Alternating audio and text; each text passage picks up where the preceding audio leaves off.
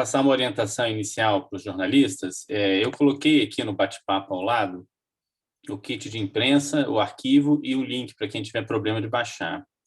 Quem tiver algum problema, é só falar ali que eu mando diretamente para o WhatsApp qualquer coisa. Nós vamos fazer as falas iniciais da coletiva e depois vamos abrir para perguntas. Para organizar esse processo, porque pelo Zoom às vezes fica um pouco confuso, vou pedir que os jornalistas se inscrevam pelo bate-papo e aí, um pouco antes de abrir para as perguntas, eu faço o sorteio da ordem e aí a gente consegue dar encaminhamento à coletiva sem muito sobressalto. Vamos começar, então. Doutor Biratã, boa tarde. A exposição inicial. Boa tarde a todos, bom dia, né? Eu não vou tomar muito tempo, eu só queria primeiro agradecer a presença de todos e destacar o que para nós é essencial. A discussão sobre a lista tríplice, ela não se inicia nesse ano, ela vem de todo um processo, todo um trabalho que podemos marcar ter iniciado ali no começo dos anos 2000. E é um processo que basicamente é um processo de afirmação de uma ideia, afirmação de uma necessidade, que é de que também o Ministério Público Federal passe a ter a escolha do seu procurador-geral dentro de um processo que é, ao mesmo tempo, democrático, transparente, que promove uma oxigenação nessa escolha, como ocorre nos outros 29 ramos do Ministério Público no Brasil afora. Então, não é propriamente uma novidade. É novidade em relação ao MPF por conta da nossa história. É sempre bom lembrar que nós não tínhamos lista antes de 88, porque éramos, antes de 88, também advocacia da União. Então, até 93, ainda exercemos esse papel, mas, tradicionalmente, o Procurador-Geral da República era o advogado-geral da União e também exercia funções adicionais, mas era essencialmente o advogado-geral da União. E aí, de fato, a ideia de lista talvez não tivesse uma aderência correta. Herdamos uma história, isso não ficou muito claro na Constituição de 88, e nós, que nos afirmamos Ministério Público certamente desde então, buscamos, como associação, como classe, que a lista tríplice seja observada. Então, essa ideia da lista tríplice, ela permeia não apenas esse momento, e independente do momento em que vivemos, da viabilidade ou não do presidente a aceitar, mas ela permeia uma ideia muito clara de que nós, como Ministério Público, entendemos que o mesmo sistema que é adotado para todos os outros ramos do Ministério Público, que é adotado para reitorias de universidade, que são cargos que têm independência e que têm uma relevância, deve ser adotada no campo do Ministério Público Federal. Então, só essa ideia inicial, e aí eu já devolvo a palavra ao Ivan, para que nós tenhamos um máximo de aproveitamento e que os nossos 3 candidatos tenham espaço para responder as perguntas de todos vocês. Renovando novamente o agradecimento pelo comparecimento. Muito obrigado. Ivan, está com você a palavra. Vamos iniciar as falas dos candidatos, então. Eu sugiro que a gente faça pela ordem alfabética mesmo dos nomes, e aí, na ordem das respostas, a gente vai invertendo. Então, doutora Luísa, bom dia, boa tarde. Bom dia, boa tarde, bom dia. Bom dia a todos e a todas. Qual o tempo, Ivan? Acho que de 5 a 7 minutos. Fica à vontade, né? Não fica engessado assim. Tá bom. Então, bom dia a todos e a todas que estão aqui nessa entrevista coletiva. E eu acho que essa fala do Biratã, ela é a fala importante, né? Porque nós estamos aqui, nós 3, estamos aqui defendendo a lista tríplice, participando dessa lista tríplice nesse momento e nessa conjuntura, porque nós acreditamos que a lista tríplice é uma forma de diálogo com a carreira, mas especialmente uma forma de diálogo com a sociedade, o Senado Federal, que tem aí uma responsabilidade importante da sabatina do indicado pelo presidente da República, e porque a gente acredita que o sistema constitucional, do ponto de vista do Ministério Público Federal, pode ser aprimorado e pode ser igualado àquele dos outros ministérios públicos, sejam ministérios públicos da União ou outros ramos, e os ministérios públicos estaduais. O Procurador-Geral da República, como a gente tem visto nos últimos anos, e todos os jornalistas que estão aqui acompanham o sistema de justiça, o Supremo Procurador-Geral, as nossas sessões internas, o STJ e a nossa atuação, e o Ministério Público como um todo e o Poder Judiciário também, ele vem ganhando um relevo, e as pessoas, não só a imprensa, mas a sociedade, como um todo, vem conhecendo cada vez mais as funções do Procurador-Geral da República ou da Procuradora-Geral. Isso está intrinsecamente ligado à exclusividade da investigação e da propositura da ação penal contra determinadas pessoas que têm prerrogativa de foro junto ao Supremo, mas não só, também as escolhas que são feitas e as manifestações que são feitas em outras ações constitucionais originárias do Supremo. Então, como ele se pronuncia em ações constitucionais propostas por partidos políticos, como ele se pronuncia em suspensões de segurança, em habeas corpus coletivos, ou seja, naquele corpo de manifestações que ele faz. Essa exclusividade da investigação traz muita responsabilidade, né? Portanto, e inclusive a discussão da questão dos arquivamentos de plano, ou seja, logo após receber sem investigação. Por outro lado, as escolhas que são feitas na forma das ações constitucionais, o que se propõe como ação direta de inconstitucionalidade, o que não se propõe, como ele se pronuncia, como não se pronuncia. Isso tudo, me parece, e isso tudo, evidentemente, acaba aparecendo nas sabatinas, como haverá o comportamento, como será o papel que o Procurador-Geral irá realizar ou não. Da forma como foi escolhido, sem ser da lista, na última, se recuperarmos a sabatina do Procurador-Geral, veremos que aquilo que o Procurador-Geral se propôs estava muito mais relacionado a uma pauta do Executivo do que propriamente da sociedade, ou internamente, administrativamente, na nossa maneira como nós devemos nos relacionar com os outros MPs, porque, afinal, o Procurador-Geral da República está no Supremo em algumas teses que interessam a todos os ramos, e também, internamente, como ele se posiciona com a coordenação dos nossos órgãos de governança interna, seja o Conselho Superior, as câmaras, a PFDC e as diversas instâncias de atuação. Daí, a lista, ela torna esse papel de governança interna e governança externa muito mais legítima e mais democrática, uma vez que aquilo que se propõe o Procurador-Geral e a Procuradora-Geral fica exposta de uma forma antes do seu mandato.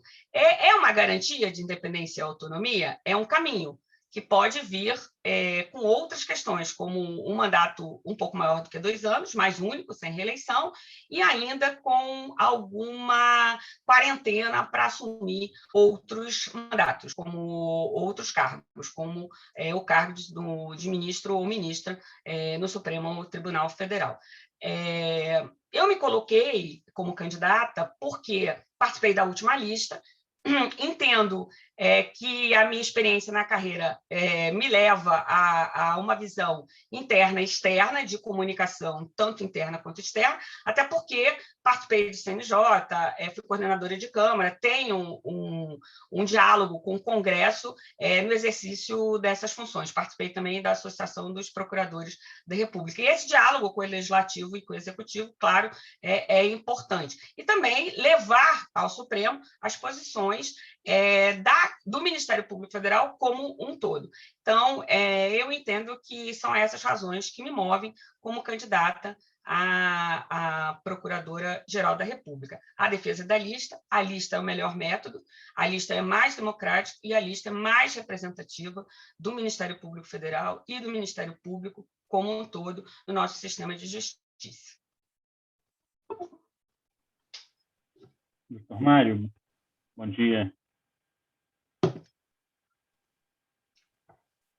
Só um minuto, acho que o áudio do senhor está desligado. O Mário está com o áudio desligado. Obrigado, Ivan. Saúdo, na pessoa do presidente Biratã Caseta, a NPR, organizadora tradicional das eleições da lista tríplice no MPF. Saúdo Luísa e Nicolau, meus colegas que também concorrem.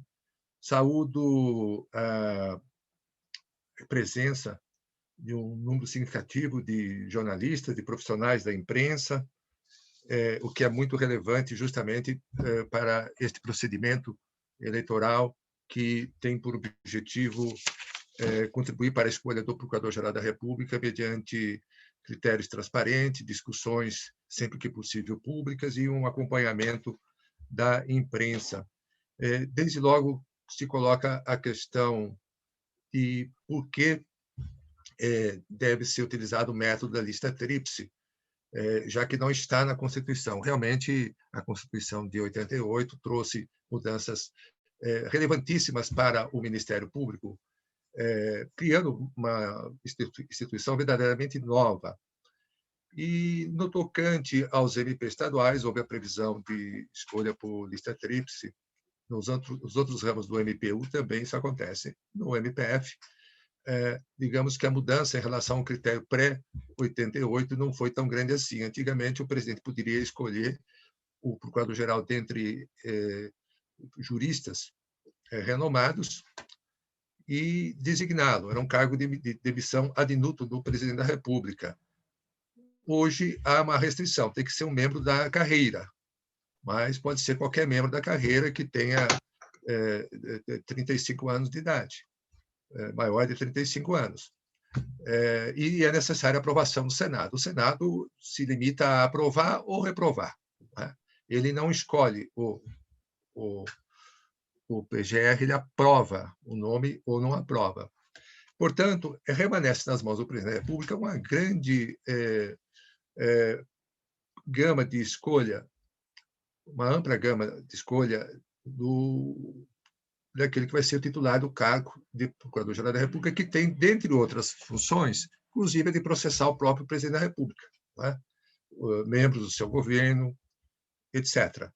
Daí vem a relevância da lista tríplice, que permite a escolha prévia de um rol de nomes a ser submetido ao presidente da República, após um debate mais transparente, enfim. Pois bem, a lista foi acatada espontaneamente a partir de 2003 até 2017, o que mostra, desde logo, a sua viabilidade e a sua razoabilidade. Enfim, há críticas que se fazem à lista tríplice, e aqui não vem ao caso aprofundar demasiadamente essa discussão, mas eu poderia dizer aqui, parafraseando Churchill, que o critério da lista tríplice é o pior de todos, é o pior critério, tirando todos os demais. Então, e também diria que a ausência de uma delimitação prévia do rol de nomes a ser objeto da escolha do presidente da República constitui, na verdade, um calcanhar de Aquiles para a independência do Ministério Público, né? Então, a lista tem esse papel relevante e nós estamos aqui trabalhando pela ideia da lista, confiante de que ela venha a ser observada novamente e que ela venha a ser, em dado momento, constitucionalizada. Eu diria, destacando outros pontos principais da minha campanha, eu vejo o PGR como devendo ter uma atuação bastante densa na defesa da ordem jurídica, do regime democrático e dos interesses sociais e individuais disponíveis, dos direitos humanos, lato sensu, como, aliás, está previsto expressamente na Constituição, né? Esse é um papel fundamental que cabe ao PGR executar. E faz-se mistério uma atuação bastante proativa do PGR junto ao Supremo Tribunal Federal, onde importantes causas constitucionais, criminais e de interesse para a tutela coletiva dos direitos difusos e coletivos, de interesse para toda a sociedade, tramitam. É importante também destacar, para falar de tema do momento, uma necessidade de dar-se uma atenção especial à defesa do sistema acusatório. O sistema acusatório diz respeito ao próprio princípio da separação de poderes, portanto, é uma das vigas mestras, o princípio da separação dos poderes do Estado Democrático de Direito. E isso precisa ser preservado por razões óbvias, e essa defesa do sistema acusatório deve se dar não só no plano da argumentação jurídica, olha, tem a ver com o artigo 2º da Constituição, com a independência, com a separação de poderes, mas também numa atuação assertiva e proativa do PGR. É preciso que a sociedade se sinta protegida no plano do combate à criminalidade, no plano do combate à criminalidade praticada por pessoas que gozam de foro por prerrogativa de função no Supremo Tribunal Federal. É preciso que a sociedade se sinta contemplada, se sinta defendida, e, portanto, que o Procurador-Geral da República tenha uma atuação firme, densa, nesse sentido, fechando as portas, inclusive, para qualquer iniciativa que não se coadune com o sistema acusatório. Nós precisamos dar todo o apoio aos procuradores que atuam na área da tutela coletiva, dos direitos difusos coletivos. Agora mesmo, em face da pandemia, há uma grande demanda na área da saúde. Esses colegas têm que ter a sua independência funcional sempre respeitada, seu espaço de atuação respeitado e devidamente apoiado. Da mesma maneira, obviamente, com a relação àqueles que atuam na área criminal. É preciso fortalecer os GAECos, dar estrutura, trabalhar pela criação de um GAECO nacional. O instrumento das forças-tarefas permanece para ser utilizado em situações que forem indicadas. É preciso que o Conselho Superior aprove a regulamentação a respeito do assunto. Temos que modernizar o Ministério Público Federal com uma ampla reestruturação na sua organização, de modo a buscar mais eficiência e redução de custos. Enfim, temos que trabalhar para um MPF bastante transparente, tem que ser muito transparente, e fortalecimento da democracia interna da instituição. Eu estou na carreira há 30 anos, já exerci cargos nos diversos níveis da carreira, fui conselheiro do CNMP, fui procurador regional eleitoral, fui conselheiro do Conselho Superior e sou ainda, estou no 3º mandato, e tenho ideias e tenho disposição para seguir trabalhando pelo fortalecimento do Ministério Público como uma instituição tal qual desenhada na Constituição, comprometida com o Estado democrático de direito, com a defesa dos direitos humanos e com a atuação nas suas funções tradicionais também na área criminal. Muito obrigado pela atenção. Obrigado, doutor Mário. Doutor Nicolau, à sua disposição. Bom dia a todas e todos. Eu gostaria de cumprimentar o presidente da NPR nessa fala preambular e, na pessoa dele, também estender a saudação aos colegas que participam dessa roda de conversa e também às senhoras e senhores jornalistas que acorreram a esse momento, que é tão importante para efeito de discussão de um tema que importa ao funcionamento do Estado brasileiro e à sociedade como um todo. Nessa fala inicial, eu gostaria de destacar alguns aspectos que já foram mencionados, inclusive consta aqui do chat de discussão, a importância do papel, da figura do Procurador-Geral da República num sistema de freios e contrapesos, ou seja, no funcionamento das instituições do Estado brasileiro. E se nós abrirmos os jornais, os blogs, as revistas, todos os dias, nós vamos encontrar referências, notícias sobre o comportamento, a atuação do Procurador-Geral da República. E isso, por si só, já deixa bem clara a importância, deixa bem claro o significado desse cargo no contexto do regular funcionamento do Estado Democrático de Direito, principalmente nesse atual momento histórico em que nos encontramos, com praticamente 500 mil de mortes que poderiam ter sido evitadas, boa parte delas poderiam ter sido evitadas, se houvesse uma política pública de saúde adotada a tempo e modo, conforme tem sido amplamente discutido em todos os setores. Pois bem, isso dá realmente o relevo ao processo de funcionamento dessa instituição e também coloca em xeque, coloca em evidência a questão central que nos une. Como desenvolver, como fomentar maior independência no exercício do cargo, de um cargo cujas atribuições estão sendo, inclusive, hoje questionadas no que toca, por exemplo, ao seu protagonismo como titular da ação penal. E tenho em mente, e assim todos quantos aqui se encontram, que o processo, o grau de autonomia necessário ao exercício do cargo passa por diversas portas. E a primeira porta de entrada é a garantia de um processo democrático, arejado, transparente, dialógico, e, sem dúvida alguma, esse processo leva em consideração a formação de uma lista tríplice com a participação da instituição do Ministério Público Federal. Pois bem, esse é um ponto significativo, porque se trata de afirmar um elemento que é fundamental para a democracia, que é a participação.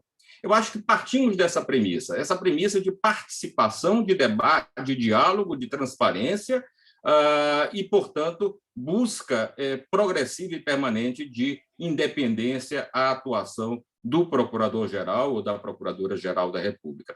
Independência essa que se revela no dia a dia e também pode ser buscada e deve ser estimulada a partir de outros mecanismos, não apenas a lista tríplice precisa ser considerada nesse contexto, mas nós temos que também colocar um ponto de interrogação em relação a dois temas que se afiguram centrais. A viabilidade de recondução é uma questão que hoje está posta. É viável, é aceitável, é positiva a ideia de recondução de sucessivos mandatos nesse cargo? Acho que ao longo de 30 anos de vigência da Constituição, nós já temos uma percepção muito boa e podemos extrair das experiências já realizadas que a recondução não é um bom caminho, não é uma boa opção para o exercício do cargo.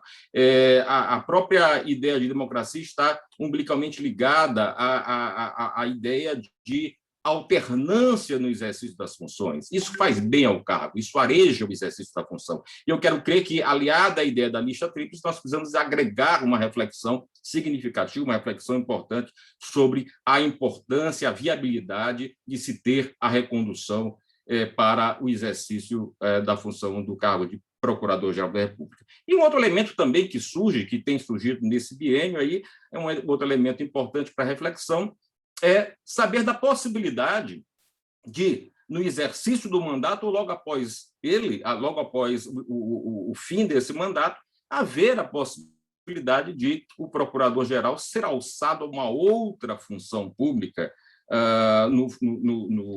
para outra instituição no Estado brasileiro. Esse tema veio à baila porque a imprensa toda noticiou que o atual Procurador-Geral da República estava sendo cogitado para exercer, para assumir uma cadeira no Supremo Tribunal Federal. Me parece que a própria imprensa hoje já está noticiando a opção já anunciada pelo governo, pelo chefe do Poder Executivo, mas o só fato de se cogitar, de se imaginar a possibilidade de alçar a um outro cargo no exercício da função de Procurador-Geral da República já faz acender um sinal amarelo a preocupação quanto a essa possibilidade e os riscos que isso significa para a conduta,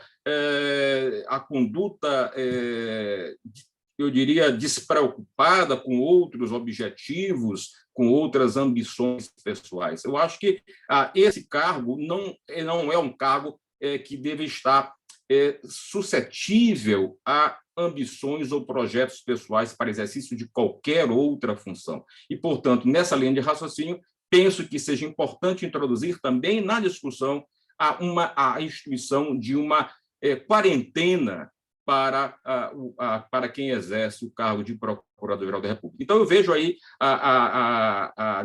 num eventual redesenho institucional, a imperativo necessidade de nós introduzirmos na sistemática, na modelagem constitucional, um processo de escolha com a formação de lista tríplice, a vedação de recondução, ainda que isso implique, numa discussão mais aprofundada, uma extensão do mandato, 2 anos realmente é um período muito curto, mas também fundamental a necessidade de se introduzir um mecanismo de quarentena para propiciar maior independência ao exercício da função.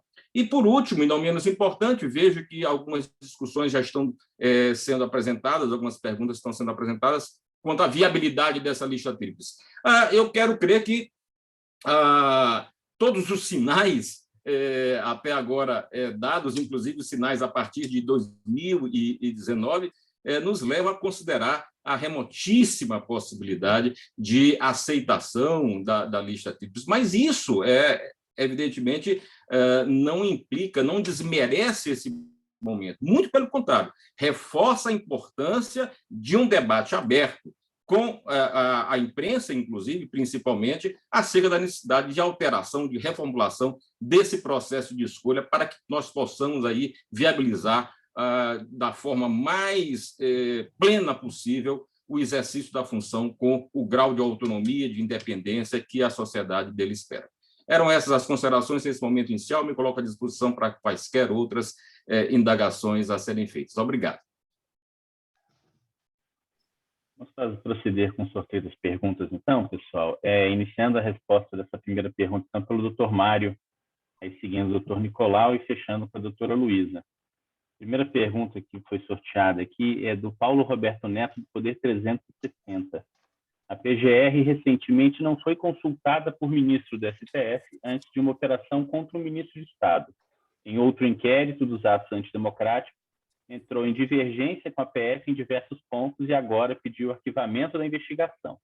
Como os senhores avaliam esse cenário atual da Procuradoria? Qual é o tempo, Ivan? Pode ser de 3 a 5 minutos, mas fiquem à vontade se precisarem esticar um pouco isso. Eu começo, Ivan? Pode começar, doutor Mário. Tá. Então, essa questão diz respeito a um ponto que eu já tratei na minha fala inicial, que é a questão do sistema acusatório, né? Em que confere ao Ministério Público a titularidade da ação penal pública, artigo 129, inciso 1º da Constituição. Então, a rigor, qualquer atuação, provocação dos órgãos jurisdicionais com relação a uma persecução, a persecução penal, a uma investigação criminal, tem que ter o aval do Ministério Público, né? Tem que ter o aval do Ministério Público.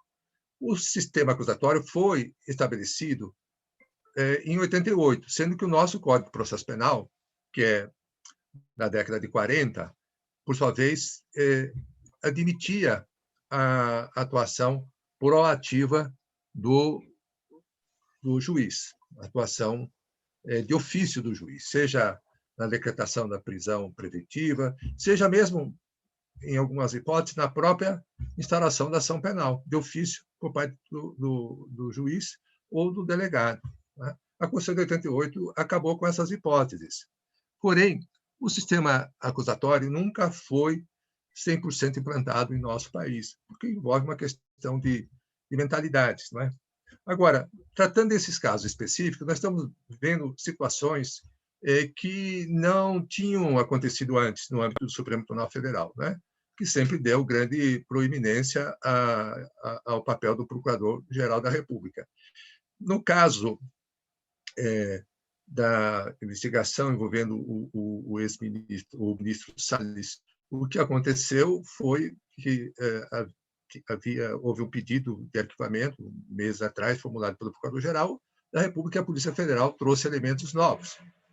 E o relator, desde logo, resolveu deflagrar uma apelação, dando ciência ao Procurador-Geral da República somente após a realização das diligências, o que chamou a atenção. A imprensa fez especulações a respeito, né? Não sabemos exatamente o que passou pela cabeça do ministro, mas o fato é que isso aconteceu. Agora, houve uma manifestação polêmica no âmbito da imprensa por parte da Procuradoria-Geral de promover o arquivamento do inquérito dos atos antidemocráticos, que foram instaurados, inclusive, a pedido dela própria. A imprensa também tem noticiado sinais vindos do Supremo de um possível não acatamento desse arquivamento. Nesse sentido, aliás, temos também o inquérito das fake news, instaurado de ofício pelo Supremo, e cujo arquivamento foi pedido pela ex-procuradora-geral da República, Raquel Dodge, e permaneceu tal manifestação de arquivamento ignorada, não é? o atual PGR se dispôs a se manifestar nesse inquérito das fake news, não obstante o pedido de arquivamento formulado por sua antecessora. Bom, dito isso posto, tudo isso posto, nós temos que o sistema acusatório está, portanto, em xeque, não é?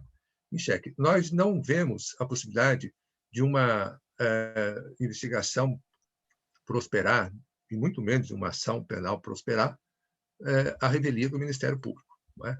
Esse é um ponto fundamental. Afinal, quem vai oferecer uma denúncia? Não é? Se mais adiante houver, digamos, coleta de elementos. Esse é um tema delicado. Não sei o que virá pela frente. Há uma perspectiva de haver muitos elementos relevantes nesse caso. Isso traz à tona, necessariamente, discussão que não é diretamente relacionada à questão do sistema acusatório, mas indiretamente acaba sendo. Não é? O que acaba havendo, muitas vezes, é uma dúvida quanto ao grau de independência do Procurador-Geral da República em atuação em casos assim tão sensíveis que dizem respeito ao interesse direto do Presidente da República, direto ou indireto. Não é? Daí entra aqui a questão, eu abro um leque para votar a importância da escolha pela lista tríplice, que é um método muito eficaz de sempre assegurar a independência de atuação do Procurador-Geral da República. Não é? E de assegurar que não haja dúvidas a respeito, porque o Ministério Público tem que ser independente e tem que parecer ser independente também. É preciso ter esse duplo cuidado. Pois bem, se nós formos pensar objetivamente sobre a questão da palavra final do Procurador-Geral da República numa investigação criminal, parece muito razoável que se tenha mecanismo de revisão dessa manifestação do Procurador-Geral da República. Como nós dizemos no âmbito jurídico, de lege ferenda, ou seja, a título de uma inovação legislativa. Por outro lado, o Supremo Tribunal Federal, sabidamente, tem muitas vezes tem dotado providências em sede de ADPF, por exemplo, que tem um caráter vinculante e determinante, inovando no mundo jurídico. Isso tem ocorrido. Então, pode ser que acabe se desaguando num caminho desses. Ou por meio de lei, é desejável, sim, que, diante de uma manifestação do Procurador-Geral da República de promover o arquivamento, que haja a possibilidade de revisão desse arquivamento, não pelo Judiciário, que tem que permanecer neutro e imparcial, mas por parte do próprio Ministério Público, no caso, o Ministério Público Federal. Então, projeto de lei pode razoavelmente determinar que, em caso de o ministro Supremo recusar a promoção de arquivamento, não concordar com ela, remeter os autos ao Conselho Superior do Ministério Público Federal para que se pronuncie a respeito e dê a palavra final, a exemplo do que acontece com os demais ministérios públicos. Aí um órgão colegiado vai examinar a questão. O Conselho Superior é o órgão indicado, porque ele é do Ministério Público Federal, e essa atuação no Supremo Tribunal Federal é uma atuação do Ministério Público Federal, não é do Ministério Público da União. Não há que se falar, por exemplo, em CNMP atuando num caso como esse, mas Conselho Superior, que também já tem, aliás, pouca gente sabe, mas já tem uma faculdade de atuar em representações ou inquéritos criminais contra o Procurador-Geral da República. Que a questão que se coloca é: quem processa o Procurador-Geral da República? Obviamente que tem que ter alguém que exerça essa função. Pois bem, em caso de uma representação criminal contra o Procurador-Geral da República, de um inquérito contra ele, o Conselho Superior do MPF deve designar um subprocurador-geral da República para atuar no caso. Por razões, isso está na lei, artigo 57, inciso 10 da Lei Complementar 75. Com base já nesse precedente de uma atuação na área criminal do Conselho Superior, seria também viável que, havendo uma recusa do arquivamento do PGR no âmbito do Supremo Tribunal Federal, haja uma saída que preserve o sistema acusatório, uma saída que preserve uma atuação eficaz do Ministério Público no cumprimento das suas funções constitucionais, inclusive no plano criminal. E que, portanto, a que se vislumbra mais razoável é essa, seja por lei, seja por uma eventual decisão do Supremo Tribunal Federal, numa ADPF, por exemplo. Não é?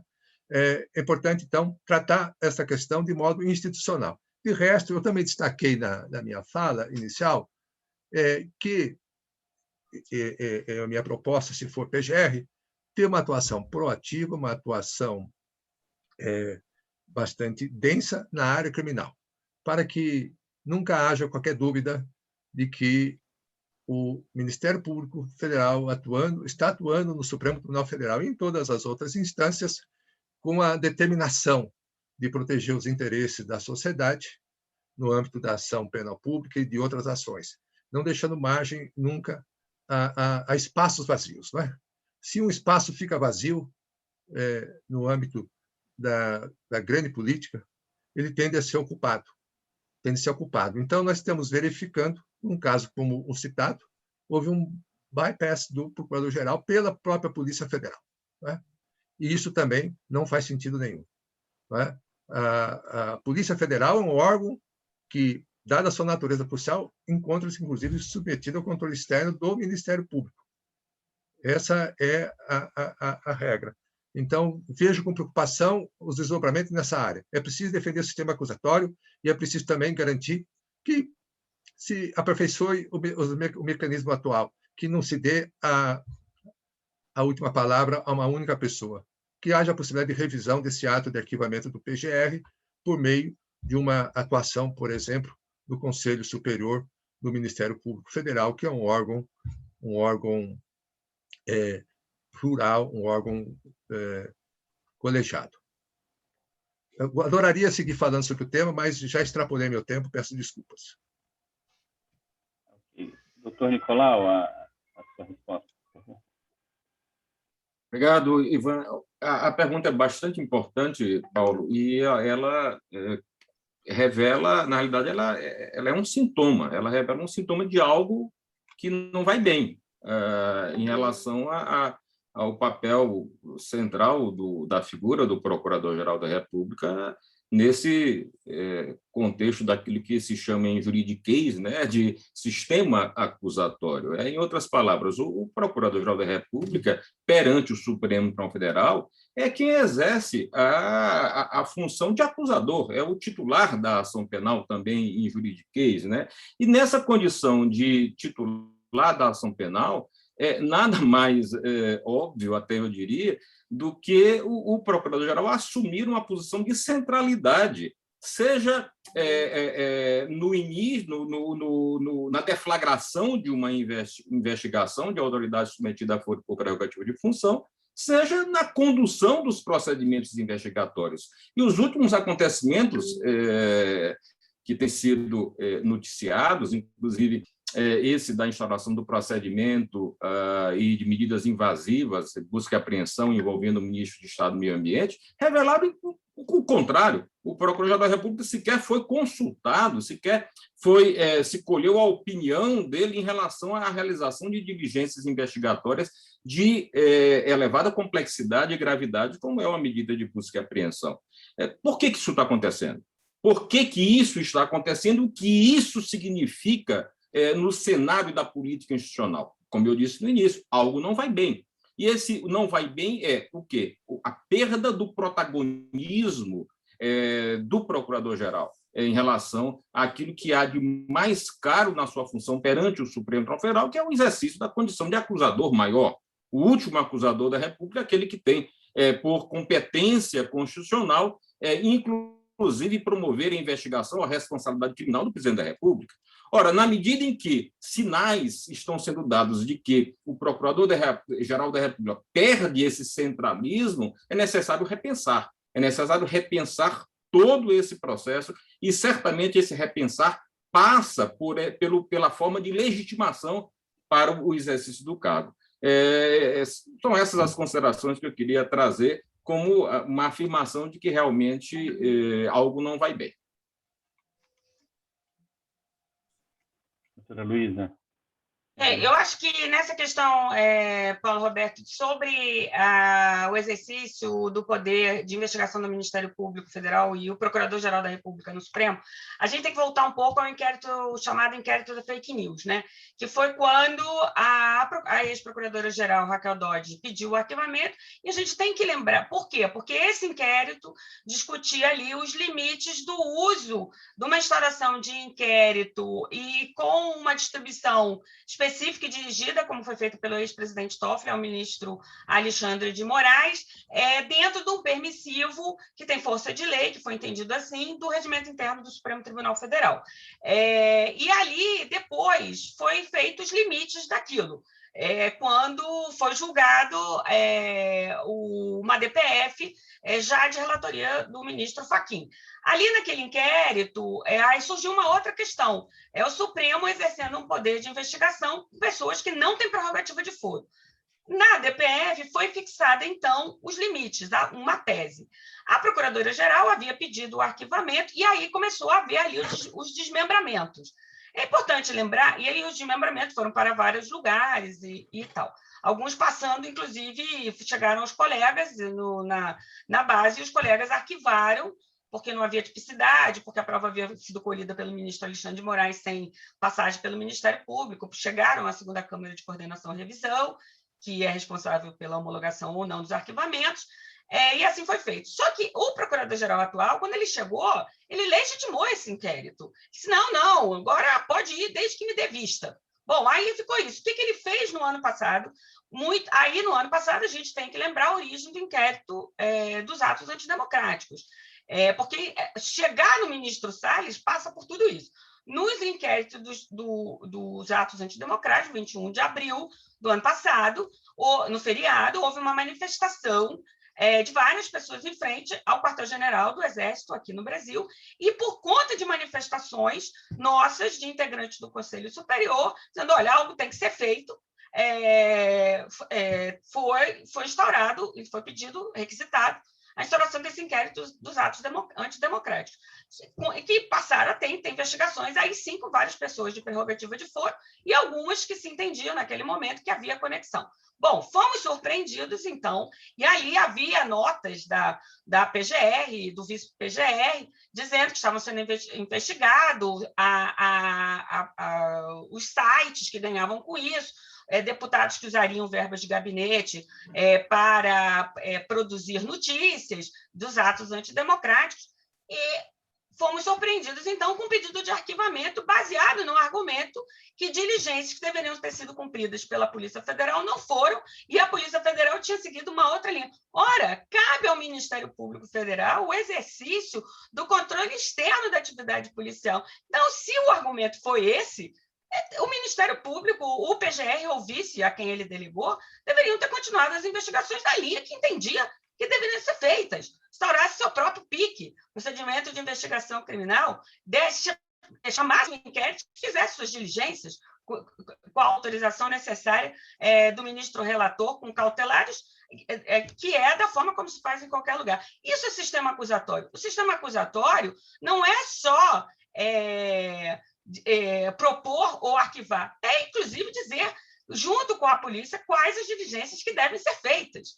E, se não estiverem sendo feitas, que façam as diligências. Para isso, o Supremo já admitiu o poder de investigação do Ministério Público, que está dentro dessa questão do sistema acusatório. O sistema acusatório, como já foi dito aqui, ele vem se firmando, e talvez nós sejamos a geração, nós que estamos aqui, outros dos nossos colegas, que vão trabalhando em tudo aquilo que a Constituição de 88 já disse.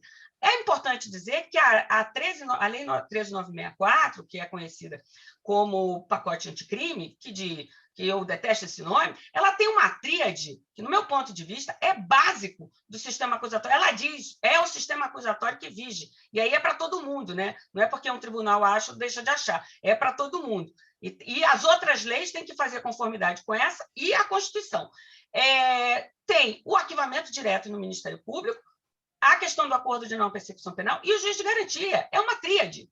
É uma tríade. Se dá poder ao Ministério Público e, ao mesmo tempo, se faz o controle.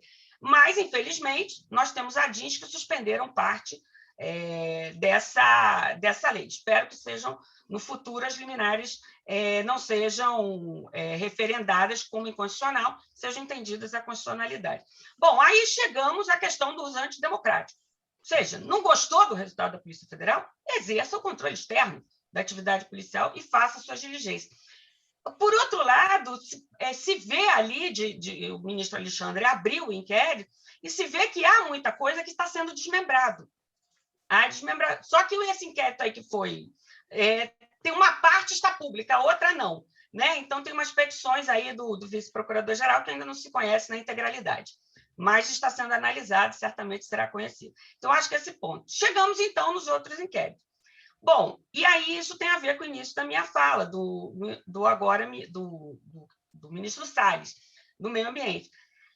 O procurador-geral, quando ele trabalha a questão do poder de investigação ou da propositura da ação penal, especialmente da investigação, nessa sua exclusividade, ele deve ser muito cauteloso e abrir as investigações que existam elementos. Me parece que nessa questão do ministro Salles havia elementos suficientes, porque já havia essa representação que a ministra Carmen Lúcia tinha enviado e porque se sabia disso há muito tempo, que eram os efeitos da portaria que permitiam a questão da comércio de madeira. E por que se sabia isso? Porque a quarta Câmara do Meio Ambiente já havia feito uma representação ao Procurador-Geral com a edição da portaria e havia procedimentos em primeira instância. Então, a atuação articulada entre outras instâncias levam elementos ao Procurador-Geral para aprofundar determinadas investigações, como aconteceu no caso do ministro Pazuello, do ex.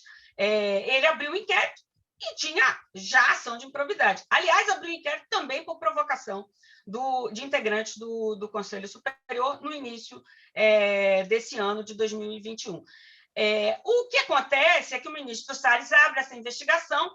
Como dito, há muita coisa que o ministro Alexandre de Moraes faz essa operação, só que muitas coisas serão enviadas para a primeira instância, porque ele vai desmembrar. E isso tudo o que traz isso? É um sintoma, como já disseram aqui antes. Isso é muito grave, porque isso começa a dar ideias de que determinados juízes usem um poder como juiz de instrução, que não existe no Brasil. E que, embora a LOMAN fale em investigação de juízes por juízes, para outros não, salvo essa possibilidade reduzida que foi analisada pelo Supremo Tribunal Federal. Então, quando a gente exerce a função de Procurador-Geral da República, especialmente naquele feixe de atribuições exclusivas, a investigação ela tem que ser aberta para, ainda que sigilosa e depois com resultados, para que a sociedade compreenda o que está sendo investigado e por que no futuro vai ser arquivado. Arquivamentos de plano pela ausência de provas. Se há ausência de provas, vamos ver se não há meios de investigação. Ou por atipicidade, sem que a investigação seja feita, gera esse universo que nós estamos vivenciando. Obrigado, doutora Luísa. Vamos partir para a próxima pergunta. O sorteio foi a pergunta da Pepita Ortega, do Jornal Estado de São Paulo. Como o senhor e senhora vê a atuação do Ministério Público Federal frente à pandemia da Covid-19? Vou pedir só para os senhores tentem sintetizar um pouco o raciocínio, cerca de 5 minutos, só para a gente poder responder o maior número possível de perguntas dos jornalistas. Iniciando, então, esse bloco de perguntas pelo doutor Nicolau. Pepita, eu diria que poderia ser muito mais afinada com aquilo que a sociedade espera em termos de controle, fiscalização de atos e omissões. Eu vou citar um exemplo que talvez fale por si em relação a tudo isso.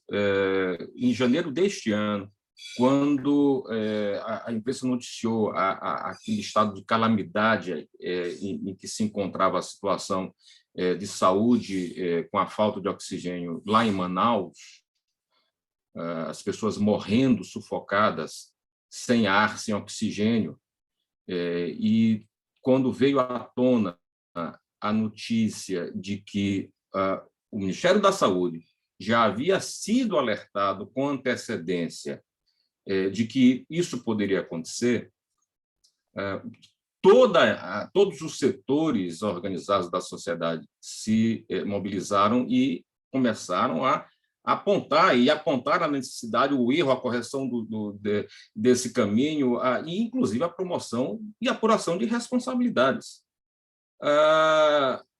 Na primeira sessão do ano, digo de memória, mas a data exata não lembro, na primeira sessão do Conselho Superior do Ministério Público Federal, no qual temos assento.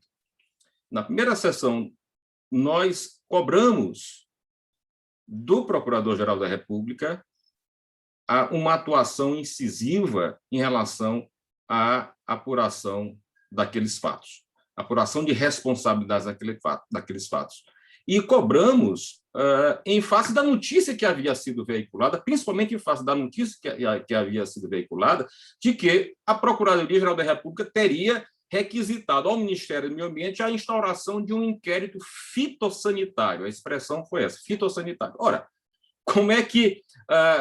qual seria a viabilidade, a perspectiva de êxito de um inquérito que seria realizado, conduzido no âmbito do órgão a quem se imputava, na época, responsabilidade por aquele grave problema de falta de oxigênio em Manaus. Então, veja, eu trago esse fato a lume para indicar que realmente muito mais poderia ter sido feito antes, durante e agora em relação à questão do controle da epidemia. Nós temos várias situações aí que evidenciam isso, a não aquisição de vacinas a tempo e modo. Há uma CPI instaurada, desvelando fatos e fatos e fatos que indicam que a aquisição de vacinas no Brasil poderia ter se dado de uma forma muito mais ágil, muito mais expedita e com um tempo suficiente para prevenir, evitar esse calamitoso número de mortes que nós temos em nosso país. Então, é possível, é necessário colher esses exemplos para frisar isso que, para mim, é muito claro. Eu acho que uma instituição como o Ministério Público, em especial o Ministério Público Federal, já que a ele pertenço, tem um papel fundamental nas situações de crise, nas situações de maior gravidade. Nós estamos diante da maior crise sanitária do século. E quero crer que esse marco seja um marco que faz a separação de eras na vida social, no comportamento social, na vida política. E, nesse contexto de gravíssima crise, é fundamental ter um maior protagonismo, uma atuação incisiva em sintonia com aquilo que se pretende a partir de uma leitura da Constituição, promover a saúde pública. Obrigado, doutor Nicolau. Doutora Luísa, sua vez. Obrigado. Então, Pepita, eu quero falar o seguinte, eu acho que essa questão da atuação do Ministério Público Federal em relação à pandemia, acho que ela tem que ser dividida entre a atuação do PGR na matéria criminal e a atuação dos colegas dos ofícios da saúde na primeira instância, e também dos ofícios de improbidade. Existe aí um grupo de coordenação que foi feita pelo Procurador-Geral, pelo CNMP, que é presidido por uma colega da nossa Câmara que trata de direitos sociais, mas eu quero, na verdade, essa atuação em primeiro grau, inclusive com coordenação dos membros do Ministério Público Federal com os estaduais, com defensorias públicas, foram propostas inúmeras recomendações, ações, e, de novo, a gente tem que falar da falta de conexão entre o PGR e os colegas de atuação em primeiro grau. Esse exemplo que o Nicolau cita, eu acho que talvez seja o mais representativo de todos. Tudo estava acontecendo em Manaus, tudo se sabia. Na verdade, o documento que assinamos, Nicolau, foi até antes da sessão de fevereiro, foi em janeiro, ainda assinamos depois do tal do inquérito fitossanitário, quando, então, nós, já depois de tudo que sabíamos, estava sendo feito por colegas em Manaus, em função da falta de oxigênio, em função, primeiro, dos respiradores, mas especialmente da falta de oxigênio, nós assinamos um documento ao Procurador-Geral dizendo, olha, o senhor tem que instaurar um inquérito contra o então ministro Pazuello, e isso foi requisitado, e assim foi instaurado, e esse inquérito depois foi para a primeira instância. Mas a ação de improbidade, com todos os fatos em Manaus, inclusive, são elementos da CPI, né? Então, é bem importante, porque lá não teve só isso, teve também a questão do kit cloroquina, teve também a questão da questão do uso da cloroquina respirada, né, que causou mortes, inclusive, que está sendo devidamente apurado pelo MP estadual, e outras questões. Bom, eu acho que aí o que aconteceu nessa questão, sabemos que uma parte da desinformação veio. Bom, isso é público, tá? Está na CPI, nas mudanças de ministério, desinformações quanto à eficiência de um tratamento que não é eficiente, não é comprovado, com gastos, inclusive, de dinheiro federal, que também está sendo apurado pelo TCU, pelo MPF, com questões, por exemplo, agora se discute, aí uma vacina não tinha validade, aí a outra não tem, com discursos contra a máscara, quando o uso obrigatório da máscara em lugares públicos está na lei, aprovada pelo Congresso Nacional. E aí eu vou colocar um outro ponto, que eu acho que está relacionado com isso, da forma como o Procurador-Geral tem que se pronunciar relativamente às políticas públicas. O Ministério Público Estadual, Federal, ele é um órgão de fiscalização. O que cabe a nós em relação às políticas públicas, cujas diretrizes estão na Constituição Federal e nos marcos legais, é fiscalizar, ver se a política pública é suficiente, se há inadimplência da política pública e se há adequação da política pública. Inadimplência, insuficiência e inadequação abrem a atuação do Ministério Público como órgão de fiscalização. E quem diz isso não sou eu, é o Supremo Tribunal Federal e o Superior Tribunal de Justiça, com mais de 30 anos de fiscalização sobre ações civis públicas que são juizadas e são levadas ao judiciário. Não é? Então, não cabe ao Ministério Público concordar com uma política pública ou fazer uma nota técnica dizendo que a política pública A, B ou C está correta antes do colega da base dizer se aquilo está correto ou não. Eu acho que aí tem uma visão um pouco diferente do que eu penso e do que o atual Procurador-Geral pensa em termos de fiscalização de políticas públicas. O nosso papel é de controle, de fiscalização, quer na área criminal, quer na área da tutela coletiva. É isso que a sociedade espera, é isso que a Constituição nos colocou. E é isso que os colegas, em primeiro grau, fizeram na questão da pandemia. Temos que ouvir o que o Executivo, o que a administração está fazendo, temos que ouvir. Mas não temos que ouvir com a premissa que ele está correto. Nós temos que ouvir e fazer a ponderação, para, a partir daí, fazer as ações e recomendações possíveis.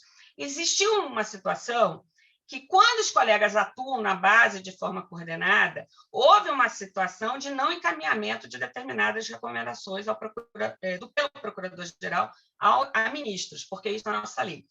Eu penso que a gente... o Procurador-Geral deve encaminhar qualquer recomendação. Isso é uma questão importante de análise. Mas, por outro lado, o diálogo tem que ser profundo, não só com uma parte do pensamento. Porque nessa questão da cloroquina, nós tivemos muitas divisões, diríamos assim, e a gente tem que ter muito cuidado para uma parte dessa do Ministério não se associar com o Executivo na defesa de uma determinada política pública, porque nós deveríamos estar fiscalizando essa política pública, de acordo com as regras da Constituição, os marcos legais, do Programa de Imunização Nacional, da questão da ciência, dos programas comprovados, ouvindo os cientistas. Então, eu acho que a maior parte dos colegas do MPF, do MP estadual, agiram na conformidade da Constituição, na defesa da ciência e na defesa da saúde pública. Obrigado, doutora Luísa. Doutor Mário, a resposta, por favor. Obrigado, Ivan. Eu começo lembrando uma fala, ou mais de uma fala, do Procurador-Geral da República, inclusive por ocasião de sabatina no Congresso Nacional, no Senado, e também já no exercício do cargo, dizendo alguma coisa que o Ministério Público vai trabalhar pelo destravamento da economia. Uma fala muito estranha e totalmente alheia às funções do Ministério Público. Não cabe ao Ministério Público nem destravar a economia, claro, e muito menos travar. Mas cabe ao Ministério Público fazer fiscalização e tomar as medidas jurídicas que forem cabíveis. Se houver uma obra irregular, por exemplo, o Ministério Público terá que tomar as medidas necessárias, ainda que essa obra eventualmente não prospere. O que não é possível é qualquer ausência de medidas diante de irregularidades. Então, o Ministério Público tem um papel fiscalizador. No plano da saúde também. E eu diria que não a crise da saúde por conta da pandemia, no que diz respeito à atuação do Ministério Público, mostrou sim a existência de uma ausência de uma desejável sintonia entre a cúpula e entre os demais órgãos ministeriais. E houve um episódio que chamou muita atenção e gerou muita revolta por parte de membros do Ministério Público, que foi o fato de o PGR ter recolhido, ter oficiado ao Ministério da Saúde, se não me engano, fez também ao Ministério do Meio Ambiente, recolhendo recomendações encaminhadas pelos procuradores da República no exercício da sua atividade de fim. A lei complementar exige que recomendações a ministro de Estado sejam encaminhadas por meio do Procurador-Geral da República, mas para outras autoridades e a hierarquia do Executivo, enfim, é bastante escalonada. Tem órgãos públicos dirigidos diretamente por um sem número de servidores, de pessoas nomeadas para cargo de confiança, e que não são, obviamente, não se confundem com o ministro da Saúde, por exemplo. Então, o Ministério Público, por meio de diversos procuradores atuantes, encaminharam recomendações a esses órgãos integrantes do Ministério da Saúde, mas não são recomendações, não eram recomendações ao ministro da Saúde, e mesmo assim elas foram recolhidas, mostrando uma dificuldade nessa sintonia entre cúpula e membros atuantes em primeiro grau ou segundo grau. Além disso, a própria criação desse órgão de coordenação, GIAC, foi visto com muita desconfiança por parte dos colegas, com muito incômodo, parecendo que tal órgão tende a adentrar a esfera da independência funcional, a colidir, eventualmente, com o princípio do procurador natural, e gerando uma sensação, muitas vezes, de não apoio. Pois bem, não obstante, o Ministério Público Federal, por meio dos seus procuradores da República Brasil afora, por meio dos procuradores regionais de direitos do cidadão, tem atuado da maneira a mais firme possível, sempre que encontra possibilidade para tal, inclusive no âmbito do Estado do Amazonas, já mencionado, e que é um marco, infelizmente, um marco negativo, né, no histórico da pandemia em nosso país. Lá, a representação local do MPF tomou medidas contundentes no campo da inquérito civil público, ação civil pública, visando combater as irregularidades travadas. E, veja, nós estamos ainda em plena pandemia, muita coisa vai acontecer e muitas providências haverão de ser tomadas na sequência. Né? Atualmente, é claro, se volta o que é mais urgente. Se volta mais urgente, mas a apuração de responsabilidades serão feitas. Estão sendo feitas e continuarão a ser feitas aí já após a pandemia, que esperemos não demore muito para acabar.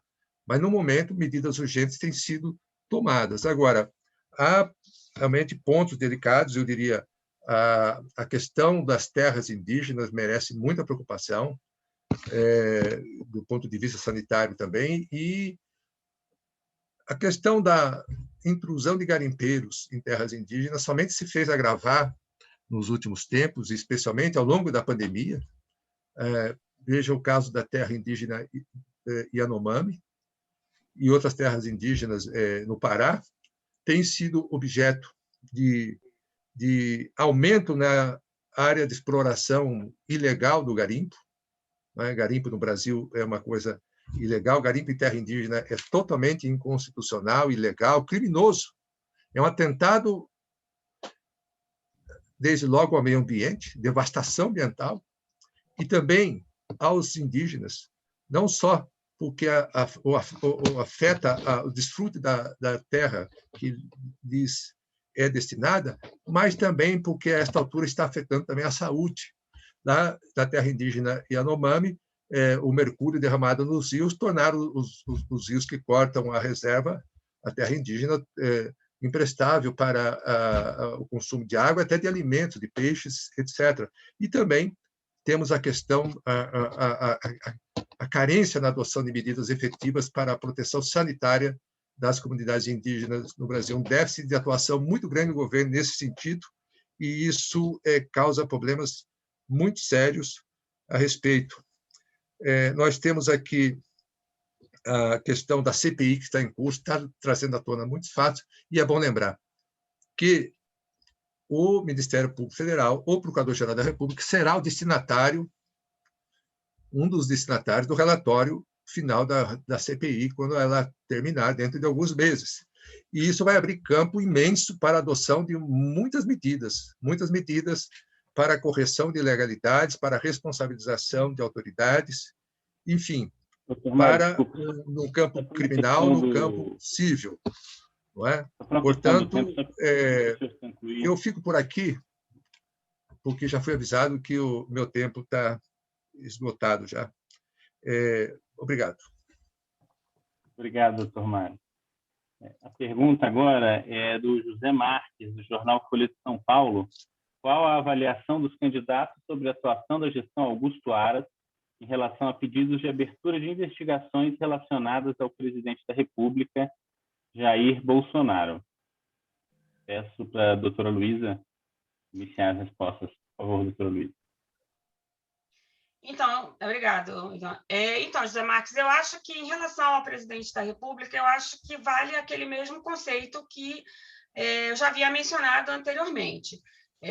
Quando há elementos razoáveis de alguma prova, deve-se abrir a investigação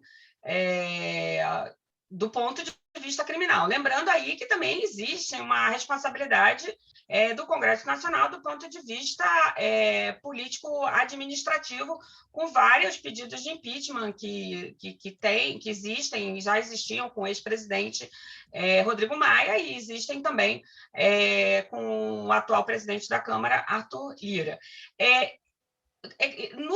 Há várias questões que envolvem o presidente da República. O presidente da República, aí falando de uma outra faceta, né? O presidente da República tem usado a Lei de Segurança Nacional, por exemplo, para pedir inquérito contra várias pessoas. E isso me parece uma utilização do direito penal de uma forma autoritária. Aliás, o presidente da FUNAI vem fazendo isso também. Isso tem que ser olhado com um olhar muito claro e muito preocupado com todos nós do sistema de justiça. Então, esses inquéritos que estavam sendo pedidos pelo presidente da República ao então ministro André Mendonça, que estão sendo arquivados pela Lei de Segurança Nacional, que é a crítica ao presidente. Existe a parte da Lei de Segurança Nacional, que é o atos antidemocráticos, que existem várias ações diretas de inconstitucionalidade. O presidente da FUNAI também tem pedido inquéritos contra lideranças indígenas, e os colegas têm arquivado e agora ficam sob ameaça de serem representados no Conselho Nacional do Ministério Público. Então, isso é importante. Por outro lado, o PGR tem que verificar os atos do presidente da República e de seus ministros, porque o governo é feito pelo presidente e seus ministros, como o caso do ministro Salles, o ex-ministro Pazuello, e também os presidentes dessas agências de regulação, de uma forma acurada e em consonância, se subsidiando de elementos da atuação dos colegas na primeira instância. Há uma representação em especial, que é uma representação que foi feita pela OAB, que foi instaurada, que sempre diz, estamos instaurando uma notícia de fato, né? que é uma forma, é um nome que se dá à notícia-crime dentro das nossas classes processuais, indicadas aí pelas resoluções do CNMP e nossas resoluções internas. Então, é importante, talvez, começar a pedir alguns esclarecimentos ao presidente, como ele pede aos ministros, não é? Mas lembrando que aí, claro, sempre está relacionado também a uma responsabilidade do Congresso Nacional também, e, nesse momento, nós temos o cenário da CPI, propriamente dito, aonde esses fatos todos relacionados especialmente à pandemia estão sendo expostos, inclusive o gabinete paralelo,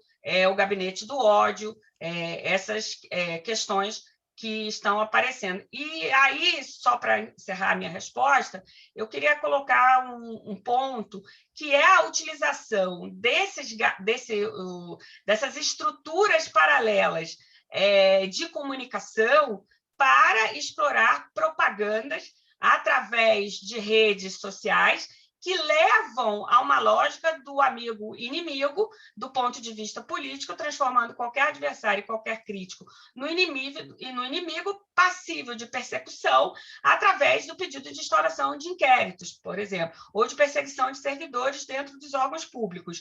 E isso claro, quem estuda comunicação, como todos os jornalistas aqui estudam, sabem que isso não é gratuito, isso é uma forma de propaganda, e isso é bem construído.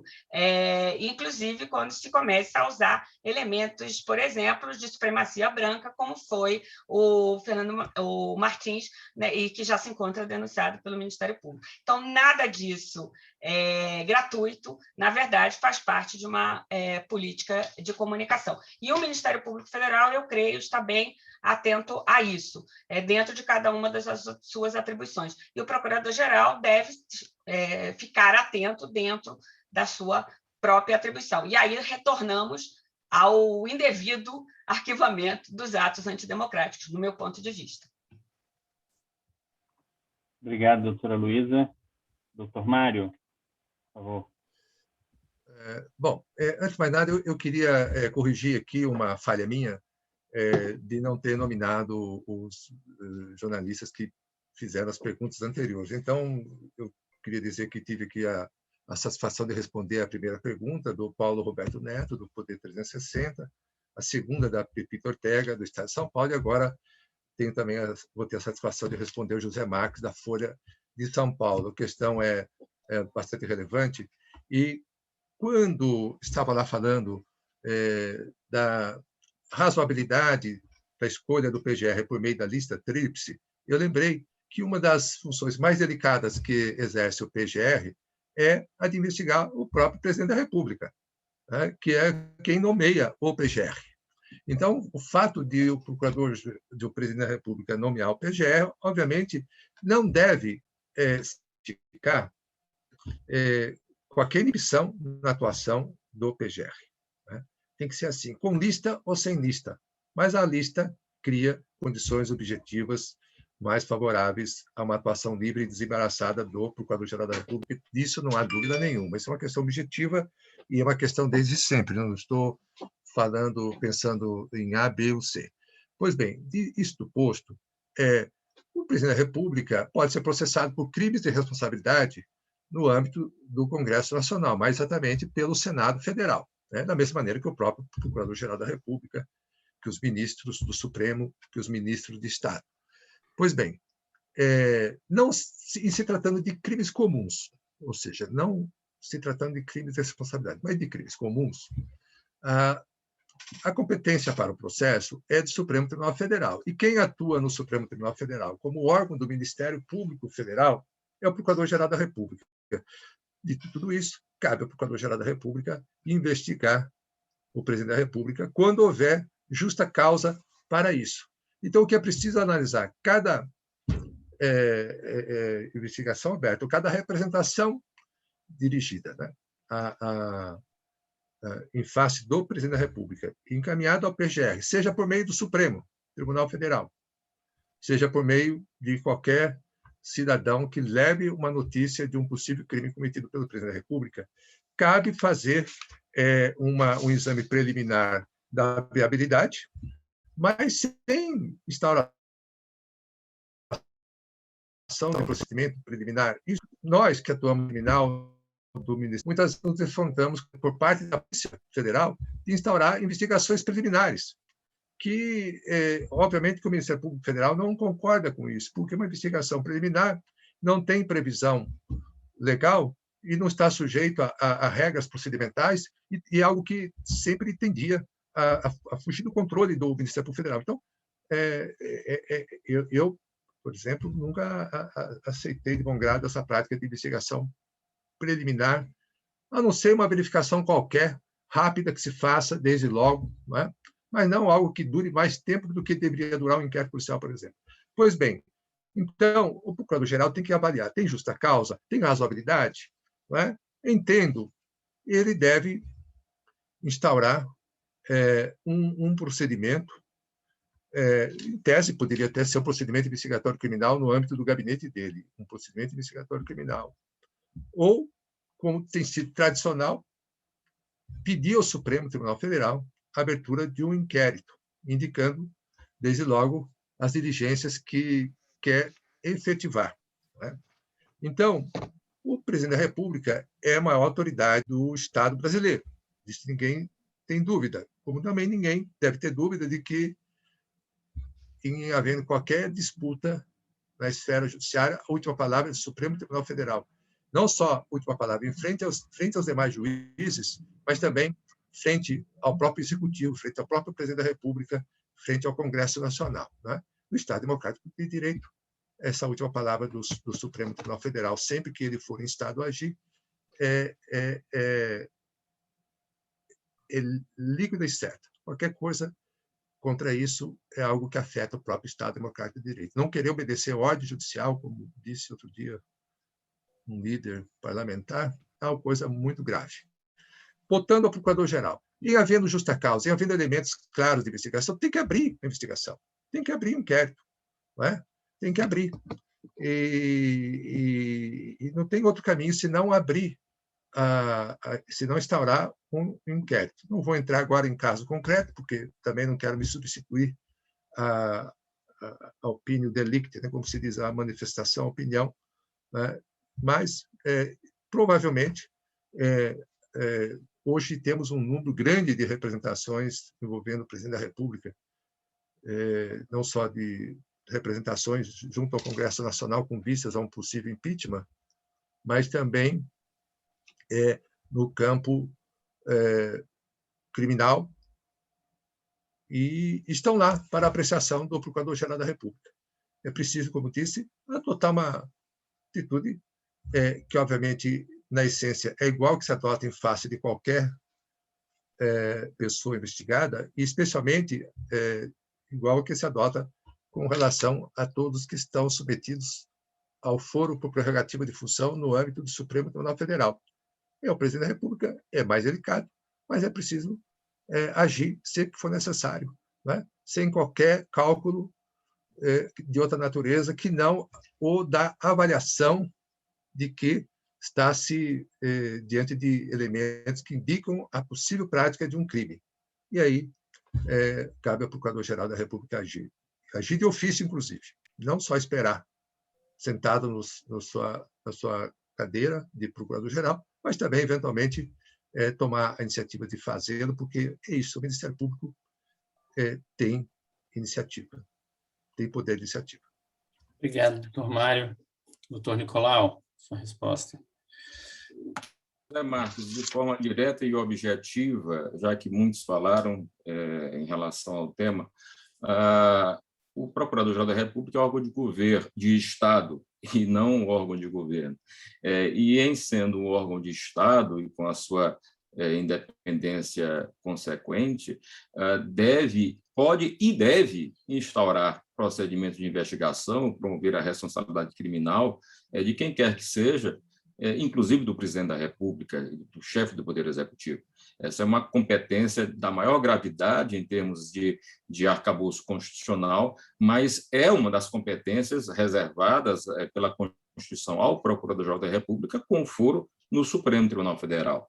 É claro que, se de um lado não se deve considerar uma atuação leviana nesse contexto, também, por outro lado, não se deve entender como correto uma atuação tardia, ou mesmo uma não atuação, quando houver elementos suficientemente fortes que indiquem a necessidade de instauração de um procedimento para apuração de responsabilidade penal do chefe do Poder Executivo. É uma das funções do Procurador-Geral, espinhosa, sim, mas ela é inerente ao funcionamento do Estado Democrático de Direito e é inerente ao funcionamento desse complexo sistema de freios e contrapesos que nós encontramos no nosso Estado.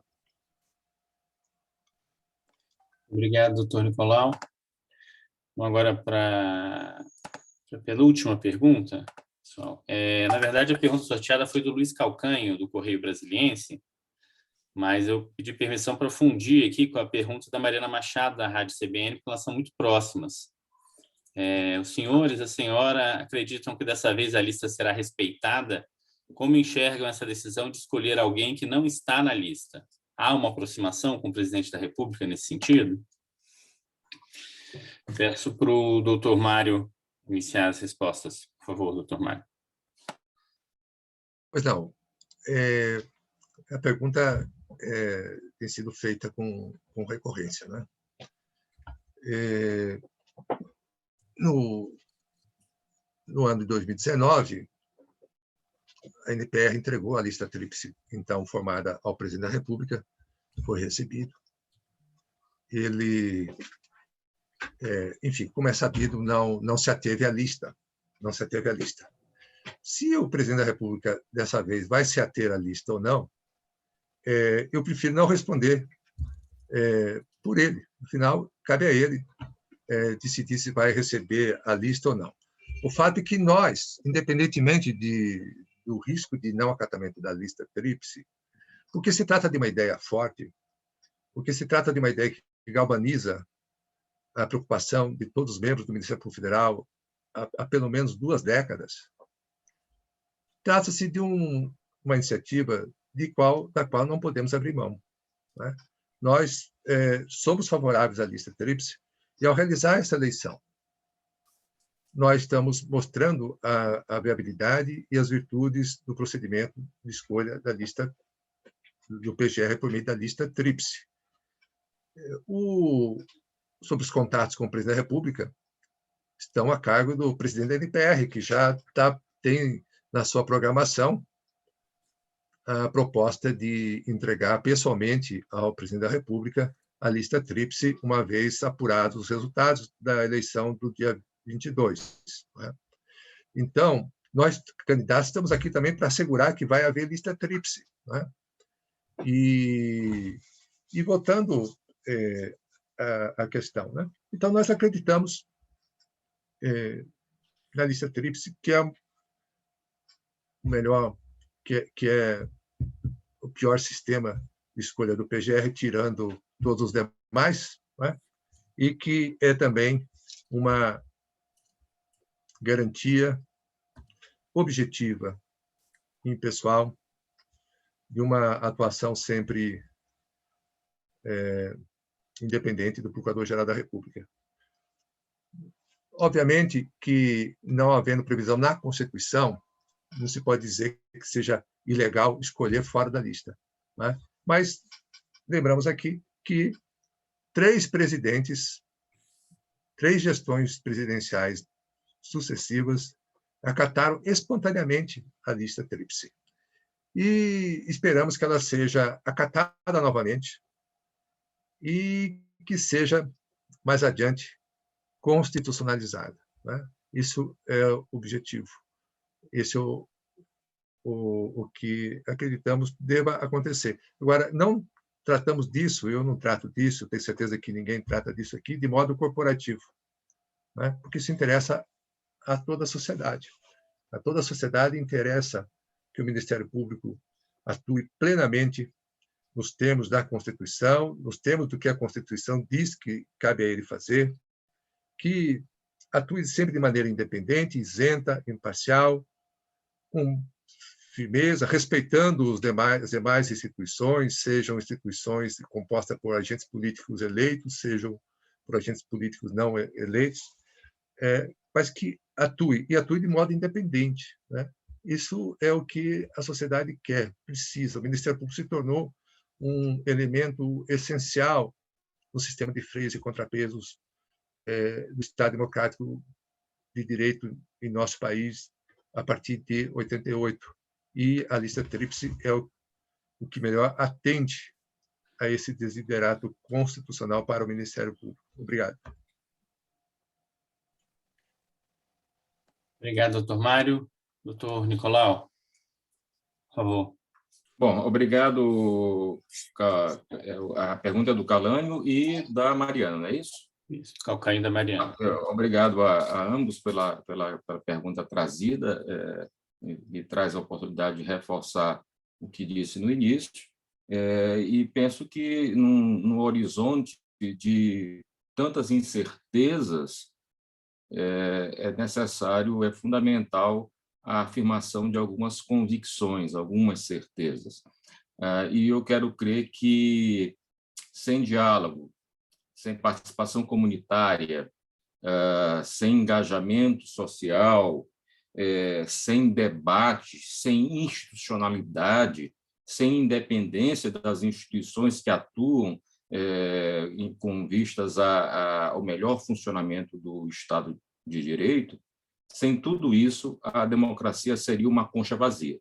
Então, nesse cenário, nesse contexto de tanta nebulosidade, eu quero crer que a participação, a realização da lista tríplice, a participação nesse processo, sobretudo, um momento, um espaço de afirmação desses valores que são caros para todos nós que cremos na democracia. Obrigado, doutor Nicolau. Doutora Luísa. Obrigada. Então, respondendo aí ao Luiz Calganho e à Mariana, da CBN, eu quero dizer o seguinte: a gente tem essa lista, e eu, pessoalmente, nós três aqui, né, e o Biratã e outros colegas, nós participamos desse projeto ainda quando a lista não tinha inscrições, e depois, quando a lista passou a ter inscrições, e na resolução, desde o início dos anos 2000. Então, eu sou e cada vez que eu participo de um debate, e a partir da outra vez quando eu me inscrevi, e dessa vez que eu me inscrevo, eu acredito que a lista é o grande modelo para levar e dialogar com o presidente da República e com o Senado os nomes do Ministério Público Federal, do Procurador-Geral da República. Então, eu não tenho a menor dúvida de que este é o modelo, o melhor modelo. E é uma forma que pode ser feita com a atual Constituição. Ela foi feita e talvez tenha que, aí eu defendo que deve haver uma alteração constitucional. E por que eu acho isso? Porque é exatamente por um momento como esse. Porque só a lista permite esse debate com a imprensa, com a sociedade, com o Congresso e com a Casa, e com o Ministério Público Federal. E, portanto, é um momento em que se renovam questões, que se avaliam se determinadas formas de agir foram corretas, precisam ser aprimoradas, porque a democracia não é só discurso, é diálogo. Então, eu não tenho a menor dúvida que a lista é a melhor forma de agir. E se nós observar, e o que é mais importante, hoje nós já temos todos os métodos para saber como é ou como deixa de ser. Né? Quer dizer, se antes nós tínhamos dúvidas sobre uma situação ou outra, nós hoje temos um histórico. Nós temos um histórico que um procurador-geral foi indicado sem lista por 4 mandatos. Depois nós temos a lista admitindo, com escolha do primeiro e do segundo lugar. Nós temos uma situação de um procurador-geral que concorre fora da lista e desde o primeiro momento se coloca fora da lista. Nós temos esse mandato para avaliar e nós temos agora essa situação. Então, eu tenho plena convicção que eu faço essa inscrição, defendo a lista, porque eu acho que esse é um método democrático de falar internamente e externamente, tendo em vista a importância do papel do Procurador-Geral da República ou da Procuradora-Geral da República no nosso sistema constitucional. Então, a lista, para mim, significa isso, diálogo interno e externo, e essa possibilidade de avaliar a nossa condução e sermos questionados sobre o que está acontecendo, como exatamente estamos fazendo aqui. Obrigado, doutora Luísa. O doutor Biratã pediu para responder também essa pergunta, doutor Biratã. Eu acho que essa pergunta é importante do ponto de vista da NPR. Eu agradeço a Mariana e ao Luiz Calcanho. Sim, a lista é para valer. Nós estamos fazendo um debate sério, teremos uma votação séria, com todos os controles, auditabilidade, segurança, e ela será levada ao presidente da República para consideração. A decisão política de seguir ou não seguir a lista, ela está, de fato, longe do nosso controle. Mas o nosso papel é demonstrar que nada mudou, por exemplo, ao que se defendia na época do debate da emenda 45, que foi a reforma judiciária, em que houve uma proposta da deputada Zulaye Cobra pela lista tríplice, na qual votou sim pela lista tríplice o então deputado Jair Bolsonaro. Então, a nossa expectativa é levar adiante o debate, levar adiante a transparência no processo, levar adiante a ideia da lista tríplice, não apenas ao Executivo, como ao Congresso, e manter essa discussão aberta com a sociedade.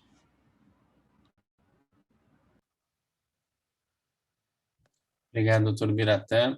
Vamos agora para a última pergunta da coletiva, pessoal, que é uma pergunta do Paulo Roberto Neto, de novo, do Poder 360. Como os candidatos avaliam a PEC que altera a composição do CNMP? Há riscos para o Ministério Público?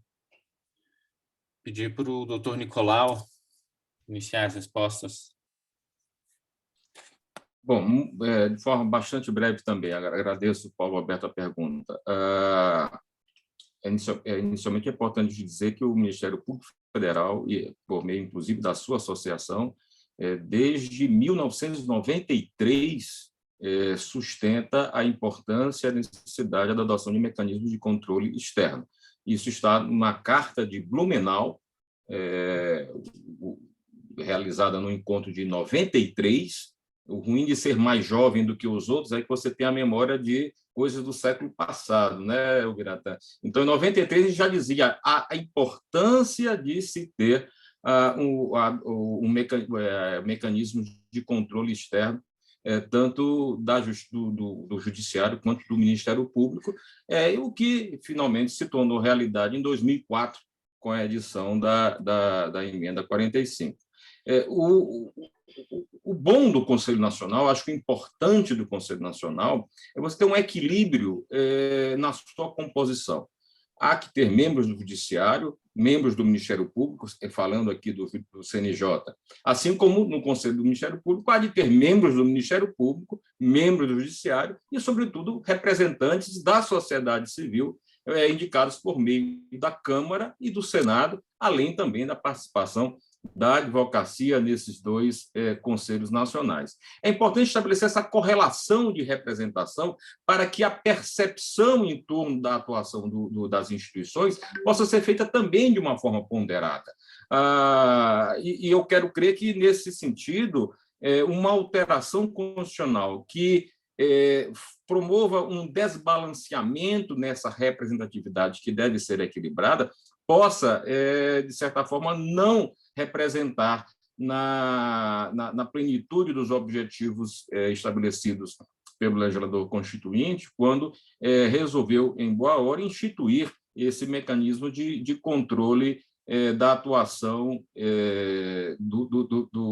das instituições. Agora, é importante dizer, quando se fala em controle dessas instituições, nós não podemos nunca considerar a possibilidade de um controle que diga respeito à atividade finalística. Isso é um dado muito sensível, né? Se nós estamos falando de um órgão que atua no sentido também da defesa da autonomia dessas instituições, e é um órgão que não é de execução, não é um órgão de atividade finalística, o controle desses conselhos não pode, certamente, não pode implicar um controle na atividade finalística, seja do Ministério Público, seja do Judiciário.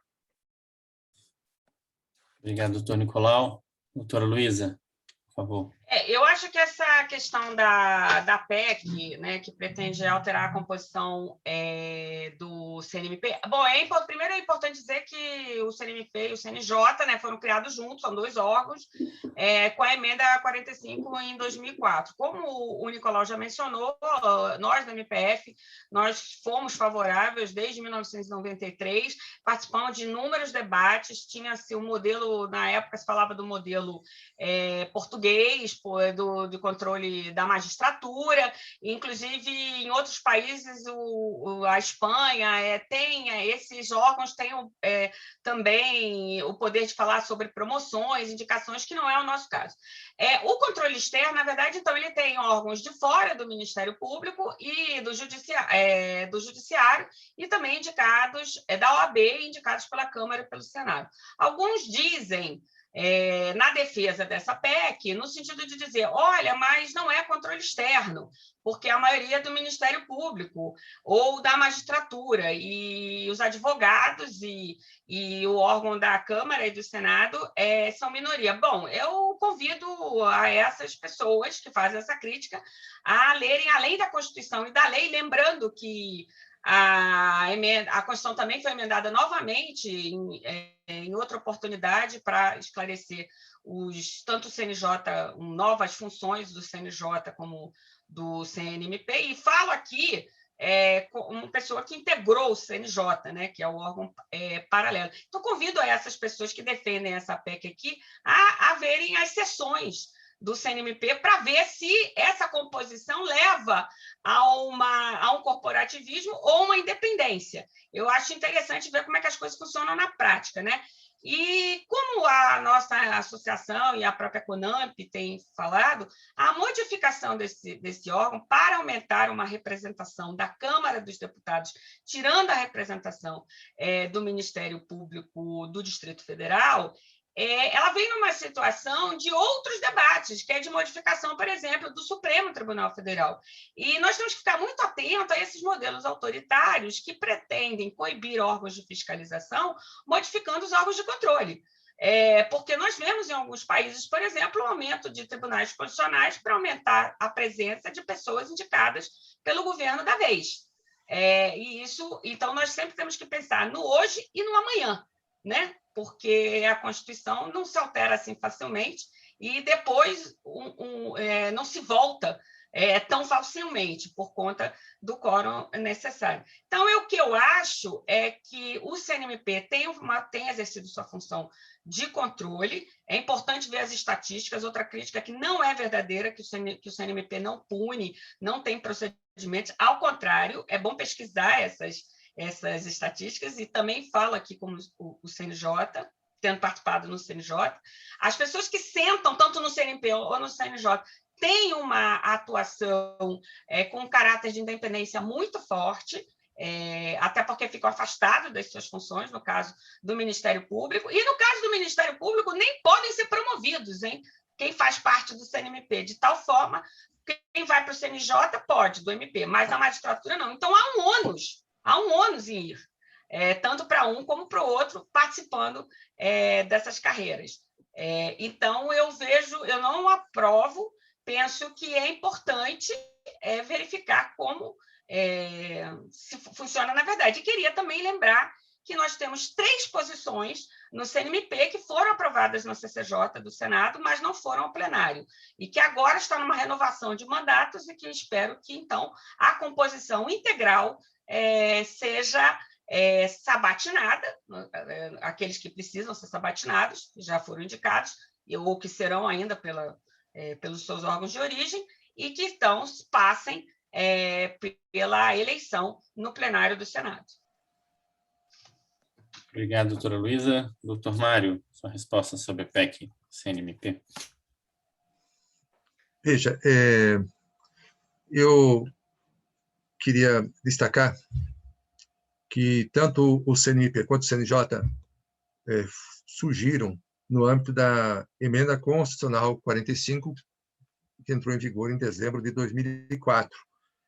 E se discutia, havia um bom tempo, sobre a criação de um Conselho Nacional de Justiça e, paralelamente, de um Conselho Nacional do Ministério Público. Então, o CNMP e o CNJ surgem na Emenda Constitucional número 45 como órgãos simétricos, com uma composição,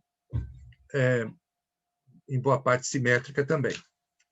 E agora, o que chama a atenção desde logo nessa proposta de emenda constitucional é uma alteração apenas do Conselho Nacional do Ministério Público. Não há uma alteração correlata do CNJ, o que seria indicado na medida em que se tivesse uma ideia de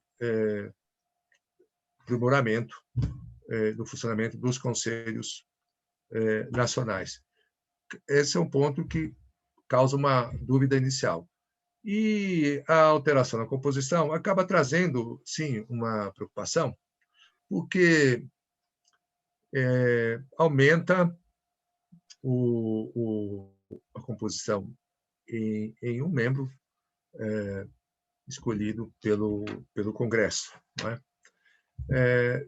O Conselho Nacional do Ministério Público é um órgão de enorme importância e enorme peso no que diz respeito ao Ministério Público, da mesma maneira que o CNJ para com o Judiciário. Eu fui conselheiro representante do MPF no CNP no período de 2009 a 2013.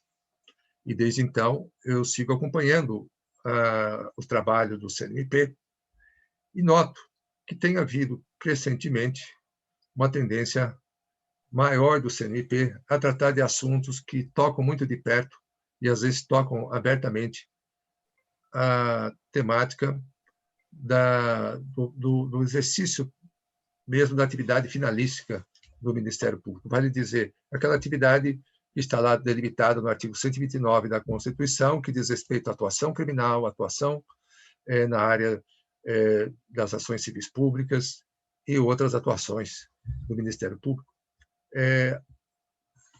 em que vigora o princípio da independência funcional do procurador. Ele deve agir de acordo com a sua convicção, fundamentando as suas manifestações. Não deve receber orientações externas, seja do Procurador-Geral da República, seja do Conselho Nacional. O Conselho Nacional, em alguns momentos, tem entrado nessa área. E, no caso, o Supremo Tribunal Federal, numa decisão que se espera seja revista quanto antes, otorgou ao Conselho Nacional o poder de decidir conflitos de atribuição entre ministérios públicos diferentes, ou particularmente entre o Ministério Público Federal e o Ministério Público Estadual.